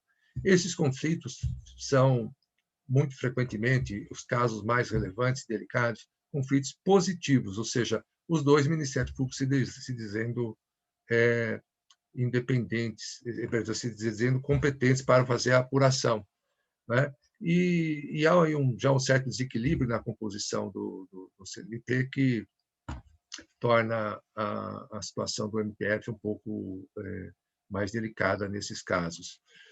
Por outro lado, o CNMP tem editado uma quantidade muito grande de resoluções, as quais tende também a balizar, a meu ver, excessivamente a atuação, a já referida atuação finalística do Ministério Público. Então, tudo isso traz preocupação. Por outro lado, os procuradores e procuradoras, no exercício das suas funções, e as funções do MPF são frequentemente delicadas, não é? Enfim, dados os interesses federais em jogo, aqui e acolá, tendem frequentemente, a despertar muita contrariedade com a sua atuação e a serem alvos de representações no âmbito do CNMP. Uma das mudanças propostas pela PEC é de permitir que qualquer membro do CNMP, mesmo aqueles que não são oriundos do Ministério Público, exerça a função de corregedor nacional, né? A função de corregedor no âmbito do Ministério Público é uma função sempre delicada e que, para ser bem executada, depende de vivência, conhecimento pleno da área, da instituição. Então, no CNJ, o corregedor nacional é um ministro do STJ, ou seja, é do Poder Judiciário, sempre. No âmbito do Ministério do CNMP, até o momento, o Corregedor Nacional tem que ser integrante da carreira do Ministério Público, seja MP estadual, seja MP da União. E se pretende que possa ser exercido o cargo por qualquer um, mesmo da classe da advocacia, ou indicados pela magistratura ou pelo Congresso Nacional. Isso também causa preocupação. Evidentemente que abusos praticados por membros do Ministério Público Federal, Ministério Público Estadual, enfim, de qualquer ramo do Ministério Público, devem ser objeto de, antes de mais nada, de punição, de averiguação, punição, quando for o caso, no âmbito das suas próprias instituições. Em falhando as instituições, em falhando a corregedoria do órgão de origem, abre-se campo para a atuação do CNMP, sem dúvida nenhuma. Não é? Mas é preciso, enfim, distinguir as situações em que há uma falta efetivamente praticada daquelas em que apenas o que houve foi um interesse contrariado. Todos nós que atuamos no Ministério Público já tivemos, em algum momento da nossa carreira, problemas por termos contrariado interesses poderosos. E eu não estou aqui dizendo, de modo algum, que não haja abusos. Obviamente, infelizmente, abusos aconteceram, tem que ser examinados e averiguados. Enfim, o Conselho Nacional tem muito poder sobre a própria instituição, no caso, sobre o próprio MPF. Tivemos recentemente uma decisão do CNMP alterando o funcionamento das câmaras de coordenação e revisão do Ministério Público Federal, algo que tem a ver com a própria autonomia do Ministério Público Federal, porque existem várias maneiras de organizar, e o CNMP entendeu que a maneira do MPF está errada, tem que ser da maneira que o CNMP pensa, né? E da maneira que ele interpreta a lei. Isso gera preocupação. Portanto, é com preocupação que vemos essa alteração unilateral do CNMP diante das dificuldades já experimentadas e diante do grande poder que já tem o CNMP. Obrigado, doutor Mário. Pela hora, pessoal, acho que a gente vai encerrar a coletiva agora. Para quem chegou um pouco mais tarde, no bate-papo eu coloquei ali em cima o kit de imprensa com informação dos candidatos, enfim, tira dúvida caso alguém precise utilizar. Nós vamos disponibilizar a coletiva também pelo YouTube, eu mando para o link de vocês depois, caso alguém precise recuperar alguma fala, tenha perdido de algum candidato, ele vai ficar disponível lá para consulta. Queria agradecer a presença de todos e encerrar a coletiva. Muito obrigado. Boa tarde. Obrigado a todos. Prazer estar aqui com vocês. Obrigado a todos e todos também, foi muito bom. Obrigado a todos. Obrigada.